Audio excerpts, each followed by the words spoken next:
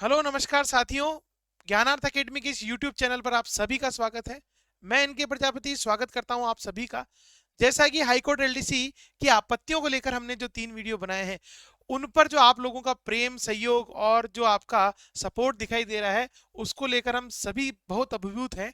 और हम इससे रिलेटेड, हाईकोर्ट एलडीसी से रिलेटेड जितनी भी आपकी क्वेरीज है, उसकी समाधान करने के लिए आतुर हैं। उसके लिए हम प्रतिबद्ध हैं कि हम किसी भी ऐसे कैंडिडेट के मन में अगर कोई छोटा सा भी प्रश्न है और अगर वो हमसे पूछता है, तो हम उसका जो उत्तर है उसको सही रूप से, सटीक रूप से दे पाए। जैसा कि हमने जो 3 वीडियो जारी किए हैं, उनमें हमने आपत्तियां, जो प्रश्न पर आपत्तियां लगनी है या आपत्तियां लगने वाली हैं, उनसे रिलेटेड सभी जानकारियां उपलब्ध कराई है।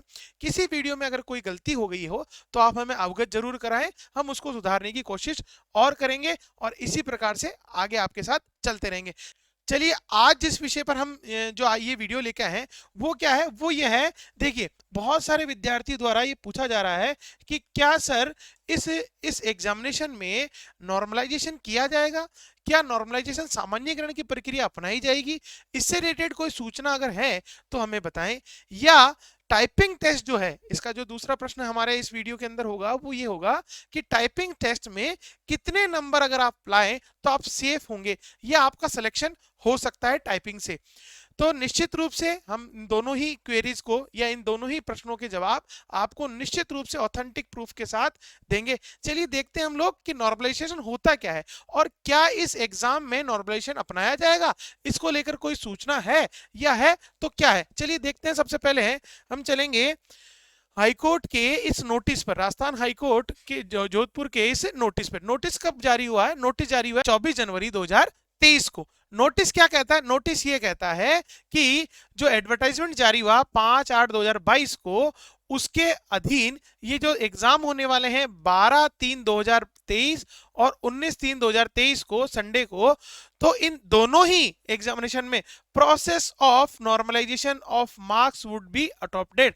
इसका मतलब ये हो गया कि हाईकोर्ट ने स्पष्ट कर दिया है कि हम इन दोनों ही शिफ्टों में जो एग्जाम होने वाला है, उसमें मार्क्स में सामान्यकरण की जो प्रक्रिया है उसको अपनाएंगे। तो निश्चित रूप से एक प्रश्न का जवाब आपको मिल गया होगा, क्लियर हो गया होगा कि हाईकोर्ट जो है वो सामान्यकरण की, नॉर्मलाइजेशन की प्रक्रिया अपनाने वाली है निश्चित रूप से।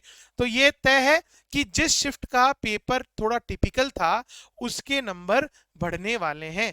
अब क्या इजी शिफ्ट वाले जो नंबर हैं, इजी शिफ्ट के जो नंबर हैं, वो घटेंगे? तो इसका जो जवाब है वो हाईकोर्ट द्वारा ही दिया जाएगा कि वो किस प्रक्रिया को अपनाते हैं। हम जानेंगे आगे, इस वीडियो के अंतिम में हम जानेंगे कि किस प्रकार से नॉर्मलाइजेशन की प्रक्रिया अपनाई जाती है और कौन कौन से प्रोसेस फॉलो किया जाता है और नॉर्मलाइजेशन होता क्या है। इसकी जो गणित है उसको हम समझेंगे। चलिए देखते हैं, आगे बढ़ते हैं, देखते हैं कि नॉर्मलाइजेशन होता क्या है। देखिए, नॉर्मलाइजेशन करने के लिए एक सूत्र होता है जो आपके सामने है। देखिए, ये जो है सांख्यिकी से संबंधित सूत्र है और सांख्यिकी के सूत्र बड़े टिपिकल होते हैं। तो ये जो सूत्र दिया गया है अपने आप में पर्याप्त है नॉर्मलाइजेशन या सामान्यीकरण की प्रक्रिया को निकालने के लिए, परंतु हम इसका प्रयोग नहीं करके इसको थोड़ा और सरल करते हैं और आपके लिए जो नॉर्मलाइजेशन की प्रक्रिया वो किस प्रकार से अपनाई जाती है, या किसी व्यक्ति के किसी शिफ्ट में कम नंबर बने हैं, अगर पेपर टफ आयर कम नंबर बने हैं, तो किस प्रकार से उसके नंबर बढ़ेंगे, इसको लेकर हम आगे चलते हैं। तो नॉर्मलाइजेशन का सूत्र आपके सामने है और हम देखते हैं कि, चलिए देखते हैं, एक हमने फॉर्मूला बनाया। फॉर्मूला क्या है? Your mass after normalization. तो फॉर्मूला क्या है? फॉर्मूला ये है कि एक तो हम रखेंगे y, फिर रखेंगे हम x बटा v minus u, bracket a minus u plus x। ये हम फॉर्मूला जो है रखेंगे। अब इसमें y का मतलब क्या है, x का मतलब क्या है, इसको लेकर आगे बढ़ते हैं। देखिए, x का मतलब क्या होता है? x का मतलब यह है कि sum of mean and standard deviation marks of the candidate in the paper considering all session. इसका अर्थ ये हो गया, x का अर्थ ये हो गया कि जो सभी शिफ्टों के मार्क्स हैं, उनका मीन निकालकर उनका स्टैंडर्ड डेविएशन निकाला जाता है। स्टैंडर्ड डेविएशन का अर्थ हो गया मानक विचलन। इसका अर्थ है कि मीन से, उसके औसत से कितने विद्यार्थी या कितने ऐसे प्रतिशत लोग हैं जिनके ज्यादा नंबर हैं और कितने कम हैं, तो उसका एक स्टैंडर्ड डेविएशन जो वैल्यू निकलती है, जो मानक निकलता है, उसको हम प्रयोग करेंगे x के रूप में। इसी प्रकार से y की बात करें तो y क्या है? Average marks of top 0.1% of candidate considering all session. इसका अर्थ ये हो गया कि सभी सेशन के ऐसे टॉप विद्यार्थी 0.1% ऑफ विद्यार्थियों के नंबर। तो इससे जो है हम क्या पता कर रहे हैं कि पूरे जितने भी शिफ्ट हुए हैं उन सभी शिफ्टों में ऐसे कितने विद्यार्थी हैं, उनका औसत निकाला जाएगा जिनके टॉप 0.1% के अंदर वो आ रहे हैं। नेक्स्ट हम अगर देखें इसी सूत्र में यू का अर्थ हो गया sum of mean and standard deviation marks of the candidate in the paper considering your shift. मतलब कि आपकी शिफ्ट यदि आप 12 तारीख के हैं तो 12 तारीख के जो पेपर का औसत है उसका मानक विचलन निकाल कर जो भी वैल्यू आती है वो यहाँ रखेंगे। अगर आप 19 तारीख में हैं तो 19 तारीख का जो भी औसत आता है उसका मानक विचलन निकाल कर हम यहाँ रखेंगे।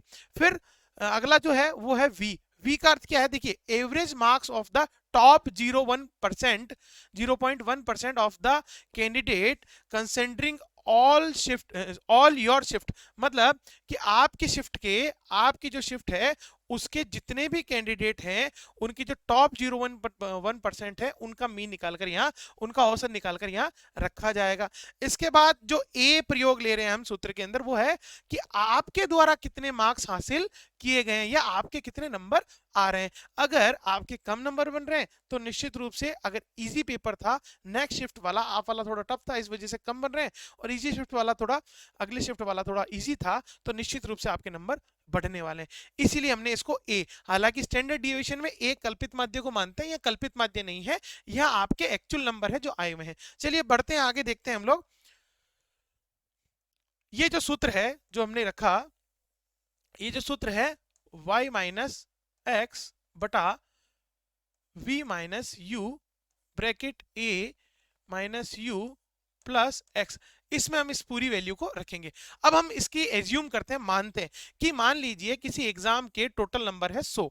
कितने हैं? 100 में से ए को हमने माना 68, मतलब आप ऐसे कैंडिडेट हैं जिनके 68 नंबर बन रहे हैं। अब आगे बढ़ते हैं, एक्स हमने माना, एक्स का अर्थ क्या है, हमने पढ़ा कि mean of all sessions, mean and standard deviation of all session, मतलब मानक विचलन और माध्य जो है वो सभी शिफ्ट का एक्स कहलाता है।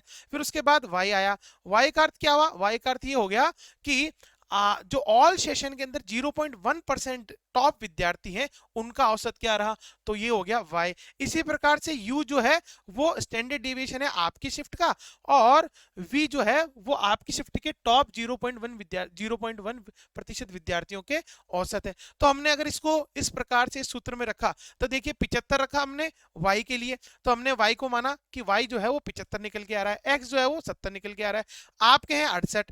ठीक है, इसका मतलब है देखिए टोटल ये है ऑल शिफ्ट, ये क्या है ऑल, ये क्या है ऑल शिफ्ट। तो ऑल शिफ्ट में अगर एवरेज ज्यादा आ रहा है और आपके क्या बन रहे हैं, कम बन रहे हैं, इसका मतलब क्या है कि आपकी शिफ्ट वाले के नंबर जो हैं वो कम आए हैं, क्योंकि सामान्यकरण की प्रक्रिया में यही किया जा रहा है कि जिसके कम नंबर आए हैं उनको बढ़ाकर बराबर कर दिया जाए, सामान्य कर दिया जाए। तो देखिए एवरेज जो है दोनों शिफ्टों का ज्यादा आ रहा है, आपके नंबर आ रहे हैं कम। इसी प्रकार से आपके शिफ्ट जो है, जो आपके शिफ्ट है उसके नंबर भी देखिए जिनका औसत है वो भी कम बन रहा है ऑल सीजन्स, ऑल शिफ्ट्स के। तो कुल मिलाकर बात ये हो गई कि सभी शिफ्टों से कम नंबर आपकी शिफ्ट के बन रहे हैं और सभी शिफ्टों में जो नंबर हैं और आपकी शिफ्ट के जो नंबर है उसमें आपके कम नंबर बन रहे हैं। तो कुल मिलाकर हमने इस सूत्र को इस फॉर्मूले में रखना, इस फॉर्मूले में इस प्रश्न को रखा। तो हमारे पास y की वैल्यू आ रही है 75, y की वैल्यू क्या आ रही है 75, और x की वैल्यू आ रही है 70 बटा v की वैल्यू जो आ रही है वो आ रही है 72 माइनस 62, और a की वैल्यू आ रही है 68, मतलब आपके नंबर, और 62 क्या है u की वैल्यू है, तो ये हमने 62 लिख दिया, प्लस 70 जो x की वैल्यू है वो हमने यहाँ रख दी। अब आपके जो एक्चुअल नंबर है वो 68 है, कितने हैं 68। अब देखते हैं आपके नंबर बढ़ेंगे या घटेंगे यदि आप इस फॉर्मूले में रखते हैं। चलिए देखते हैं, तो इसको इससे घटाया तो ऊपर आ गया हमारे 5, इसको इससे घटाया तो नीचे आ गया 10, इसको इससे घटाया तो आ गया 6, तो 6 पंजे 30, तो ये क्या हो गया 30 बटा 10 प्लस 70, तो इसको इससे काटा तो 3 हो गया, तो आंसर क्या आ रहा है 73। 73, जैसा कि यहाँ पर हमने दिखाया। तो कुल मिलाकर आपके नंबर कितने थे? 68 थे। अब कितने हो गए हैं? 73 हो गए हैं। तो कुल मिलाकर आपके नंबर क्या होंगे? बढ़ेंगे। यदि यदि आपके शिफ्ट का पेपर टिपिकल आया है, आपके शिफ्ट का पेपर जो है वो कठिन आया है, अदर शिफ्ट से, दूसरे शिफ्ट से आपका पेपर अगर कठिन है, तो निश्चित रूप से आपके नंबर बढ़ेंगे। तो ये फॉर्मूला होता है सामान्यीकरण का। इससे रिलेटेड अगर और भी कोई प्रश्न हो तो आप जरूर हमारे सामने लेके आए। अब हम बात करते हैं टाइपिंग टेस्ट की। हम बात कर रहे हैं टाइपिंग टेस्ट की कि कितने नंबर हमें टाइपिंग टेस्ट में चाहिए जिससे कि हमारा जो है वो सिलेक्शन हो जाए, जैसा कि हमने थंबनेल में बताया। तो देखिए, इसके लिए जो है हम एनालिसिस करेंगे पूर्व के परिणामों का। पूर्व के परिणामों का अर्थ है कि इससे पहले 2017 में जब वैकेंसी हुई थी तो उस वैकेंसी में किस किस कैटेगरी में कितने कितने नंबर आप टाइपिंग टेस्ट में लेके आए तो आपका फाइनल सिलेक्शन हो गया। इसके लिए हमने पूरी की पूरी 2017 की जो मेरिट है उसको हम उठा के लाए। इसके अतिरिक्त क्या क्या नियम है जिससे आप जो है वो आपके टाइपिंग टेस्ट को या टाइपिंग की एफिशिएंसी को बढ़ा सकते हैं, किस प्रकार से हम टाइपिंग की एफिशिएंसी को बढ़ा सकते हैं। आगे बात करें तो देखेंगे, जैसा कि नोटिफिकेशन जारी किया गया था 2022 वाले पेपर के लिए जो कैंसिल हो गया है, जिसके रिजल्ट के बाद ये नोटिफिकेशन जारी किया गया था कि किस प्रकार से हम टाइपिंग टेस्ट जो आयोजित होने वाला है, क्या क्या नियम है। तो देखिए, टाइपिंग जो टेस्ट है वो दो भागों में आयोजित होना है। दो भाग का अर्थ है कि टोटल टाइपिंग जो नंबर है वो आ रहे हैं हमारे 100 में से आपको नंबर अर्जित करने हैं। तो इसमें जो दो भाग है, एक में तो आपको स्पीड टेस्ट करवाया जाएगा और दूसरे में आपको एफिशिएंसी टेस्ट, मतलब कि आप कितने एक्यूरेट हैं किसी भी कंप्यूटर के प्रणाली को उपयोग करने में। तो ये हमारा एफिशिएंसी टेस्ट है और दूसरा है टाइपिंग टेस्ट। तो पहला जो टाइपिंग टेस्ट है उसमें दो लैंग्वेज, एक हिंदी और एक इंग्लिश। आपको बता दूं 2017 के पेपर में एक ही लैंग्वेज चूज करनी थी आपको, चाहे तो आप दोनों ले सकते थे, चाहे आप हिंदी या इंग्लिश में से कोई एक ले सकते थे। पर यहाँ ऐसा नहीं है, आपको हिंदी भी टाइपिंग करनी है और इंग्लिश में भी। तो कोई विद्यार्थी अगर ऐसा हो जिसको पता हो, नहीं पता है कि दो में करनी है, तो वो ध्यान रखें कि दोनों की प्रैक्टिस आपको करनी है। कोई कंफ्यूजन नहीं होना चाहिए 2017 से 2022 के बीच। तो दोनों में ही आपको 5-5 मिनट दिए जाएंगे और 25-25 मार्क्स की आपकी टाइपिंग टेस्ट जो आयोजित किया जाएगा। अब इसमें SC ST कैंडिडेट के लिए मिनिमम पास होने के लिए 20 अंक आने आवश्यक है। कितने आने चाहिए? 20 अंक। और जो अदर कैंडिडेट है उनके लिए 22.5 अंक आने तो बहुत जरूरी है। अभी हम आपको पूरी कैलकुलेशन निकाल के बताएंगे कि आपकी कितनी स्पीड है तो आपके कितने नंबर बनेंगे। चलिए देखते हैं।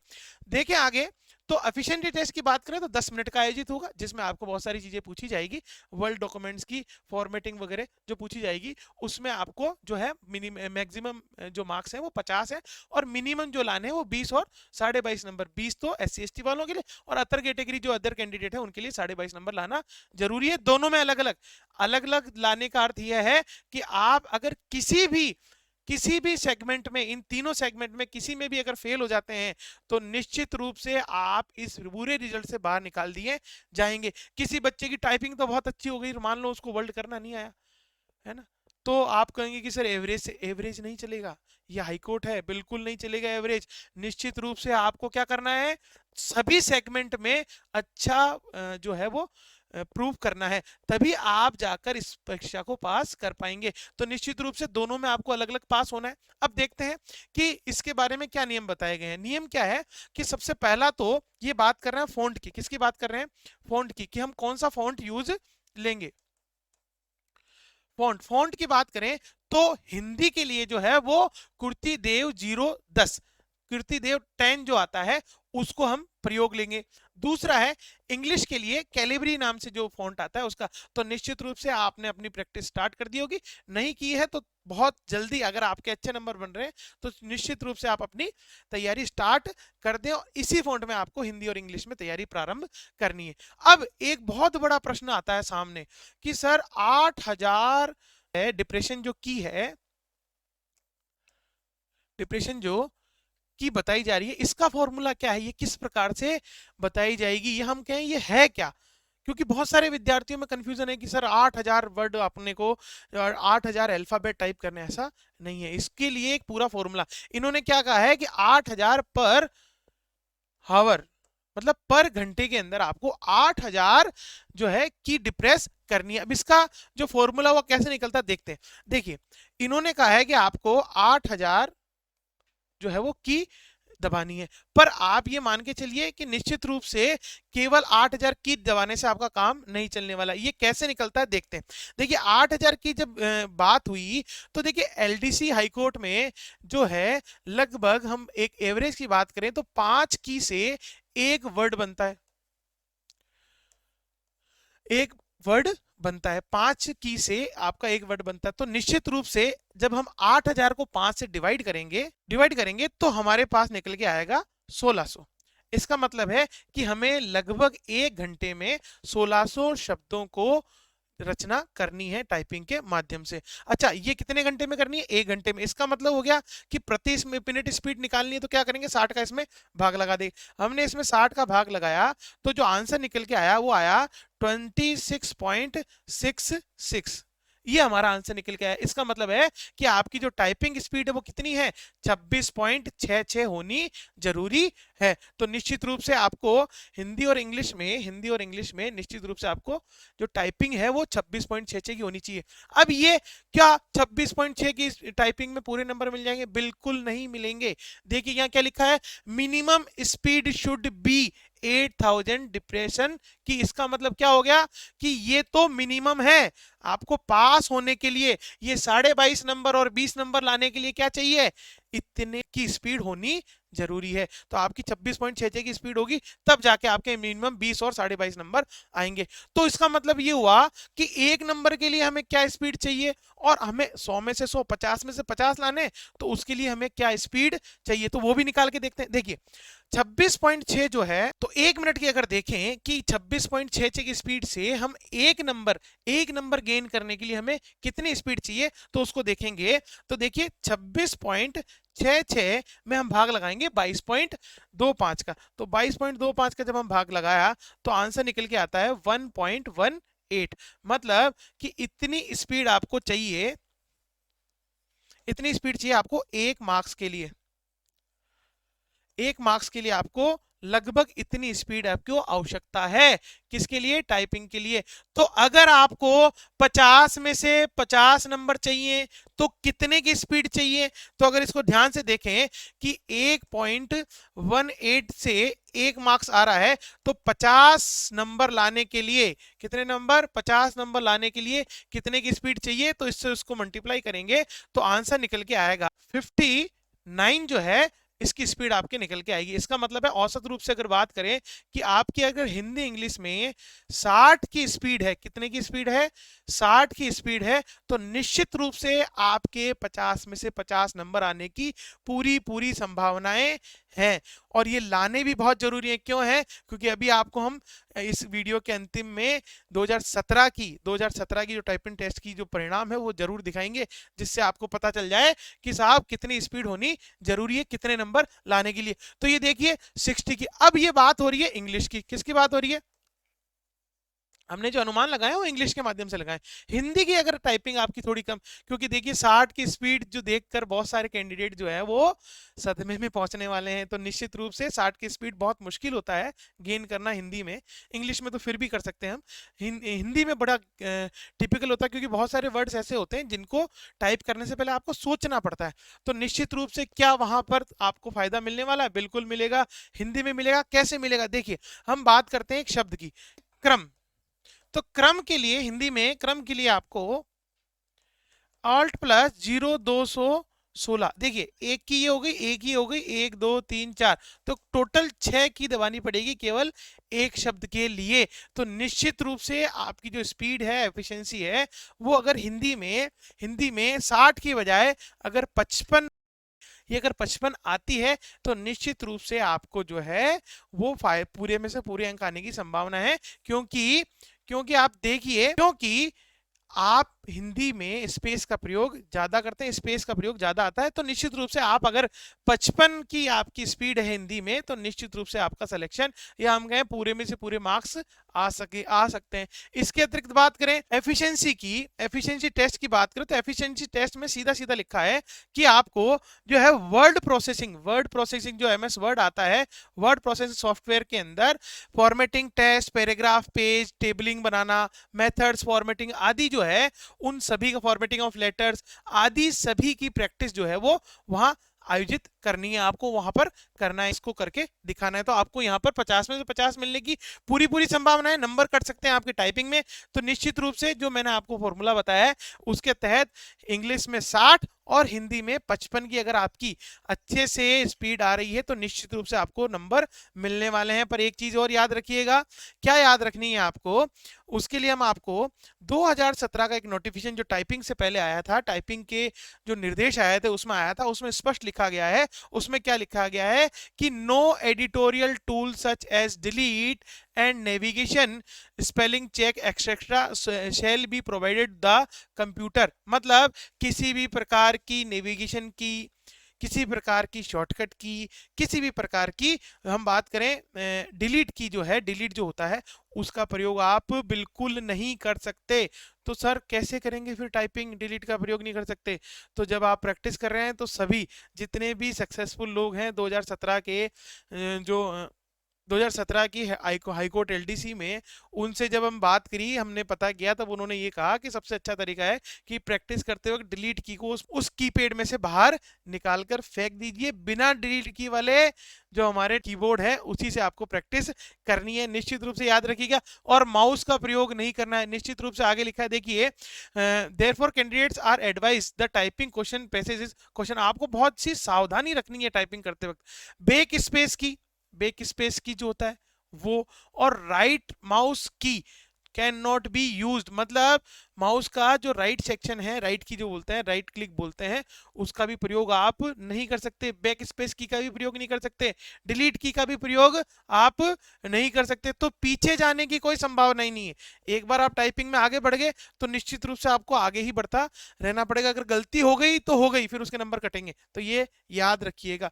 नेक्स्ट हम बात करें, अगला क्या दिया गया है इसमें कि कैंडिडेट शैल नॉट यूज की अदर देन की अलाउड्स आर नेसेसरी, मतलब जो आपको कहा जाए उसके अतिरिक्त कोई भी की आपको यूज नहीं करनी है। जैसे कीबोर्ड में बहुत सारी कीज होती हैं, उनको आपको प्रयोग में नहीं लेना है। To be use typing evaluation of the whole examination including speed test and efficiency test shall be carried out programmatically by the computer, therefore use unauthentic key में इफेक्ट द एवल्यूशन। अगर आपने इस दौरान कोई भी अनऑथेंटिक की दबाई है तो आपके परिणाम पर उसका असर पड़ेगा, क्योंकि ये कंप्यूटर प्रोग्राम है, यहाँ पर छुपाया नहीं जा सकता। इसके बाद बात करें कि यूज ऑफ की might exit from the main screen, अगर आपने किसी प्रकार की ऐसी की का उपयोग कर दिया है तो आप तुरंत एग्जिट हो जाएंगे और फिर आपको आपकी टाइपिंग को फिर से रिफ्रेश किया जाएगा, तो यहां आपके नंबर कटने की संभावना है। तो ये याद रखिएगा,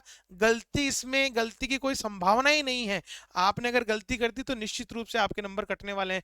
तो पहले ही प्रैक्टिस में जितनी गलतियां करनी कर लीजिए, आप बैक स्पेस की हटा दीजिए, माउस हटा दीजिए और बिना उसके काम कीजिए। तो देखिए निश्चित रूप से 1-1.5 महीने जितना भी टाइपिंग में समय बचेगा उस समय में आप निश्चित रूप से पूरे में से पूरे नंबर ला सकेंगे, क्योंकि अगर आपने नंबर नहीं लाए पूरे में से पूरे तो निश्चित रूप से इसमें जो है सिलेक्शन बहुत मुश्किल होने वाला है। चलिए आगे बढ़ते हैं, देखते हैं और दिया है इस नोटिफिकेशन में कि हम जो है कुल कैंडिडेट जो कुल सीट्स है उसके 5 गुना टाइपिंग के लिए पास करेंगे।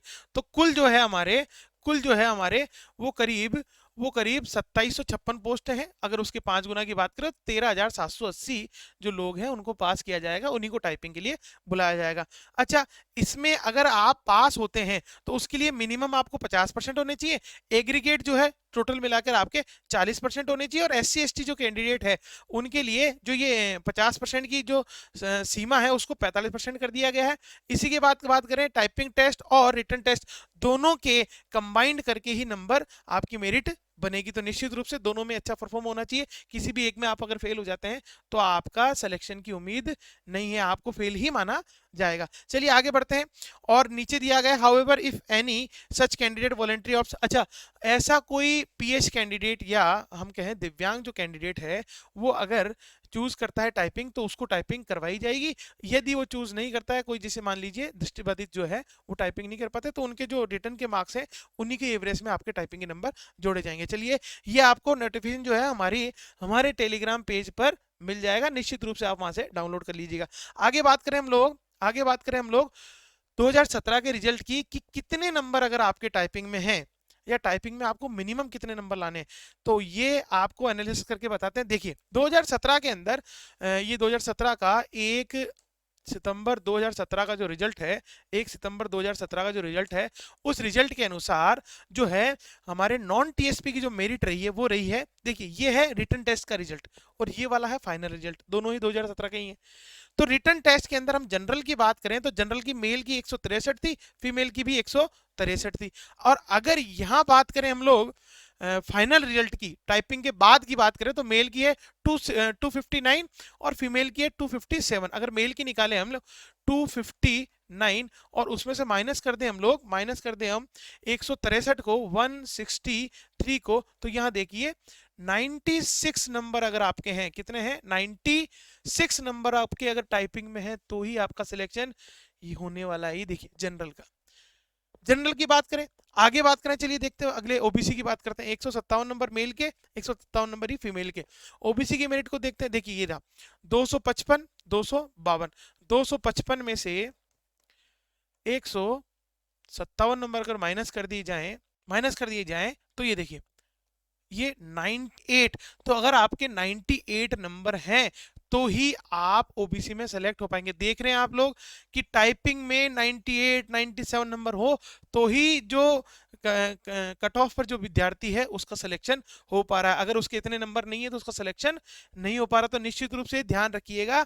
आगे अगर अपन टीएसपी की बात करें तो बांसवाड़ा की देख लें 152, क्या टीएसपी वालों के कम रहता है तो उसको भी देख लेते हैं। बांसवाड़ा की कैटेगरी दी हुई, इधर भी बांसवाड़ा की दी गई है, यहाँ 248 नंबर आए हैं फाइनल मेरिट में और यहाँ 152 नंबर, तो यहाँ पर भी आप देख रहे हैं 152 को अगर 248 से घटाया जाए तो निश्चित रूप से जो है 96 नंबर, यहां पर भी टीएसपी में भी 96 नंबर अगर आपके नहीं है, 96 नंबर आपके नहीं है, चाहे आप नॉन टीएसपी के हो चाहे टीएसपी के हो, अगर आपके 96 नंबर नहीं है तो निश्चित रूप से आपका जो है वो भारी होने वाला रिजल्ट। तो अपनी जो प्रैक्टिस है उसको तैयार कर लीजिए बहुत जुनून से और अपने सभी कार्यों को एक तरफ रखते हुए तैयारी स्टार्ट कर दीजिए। नेक्स्ट हम बढ़े तो ये देखिए टीएसपी की हम देखते हैं डूंगरपुर में 154 और यहाँ 247, देखिए कितना अंतर आ रहा है, केवल 93 मार्क्स का अंतर आ, 93 चाहिए आपको। अगर आप डूंगरपुर से हैं, अगर आप प्रतापगढ़ से हैं तो भी आपको 158 और इधर 251, तो ये देख रहे हो आप 251 और 158, तो इसका मतलब ये हो गया 91। तो कम से कम आपको 90-95 नंबर तो चाहिए। 95 मार्क्स अगर आपके नहीं है टाइपिंग में तो निश्चित रूप से आपको भारी पड़ने वाला रिजल्ट। तो सभी से निवेदन है कि आप सभी जो है अपनी टाइपिंग को बहुत अच्छा कर लीजिए। नॉर्मलाइजेशन की प्रक्रिया देखा जाएगा क्या होता है, फिर भी हमने जितनी हमें सूचनाएं प्राप्त हुई वो आपको उपलब्ध करा दी है। आगे भी हम इसी प्रकार की सूचनाएं लेकर आपके लिए आते रहेंगे। ज्ञानार्थ अकेडमी के जो इस यूट्यूब चैनल को है आप सभी जो प्रेम दे रहे हैं उनके उसके लिए बहुत बहुत आभार। तो आप सभी से निवेदन है कि इस यूजफुल जो सूचना है, महत्वपूर्ण सूचना है, अपने साथियों की साथ जरूर शेयर करें और इन सभी की पीडीएफ जो है हमारे डिस्क्रिप्शन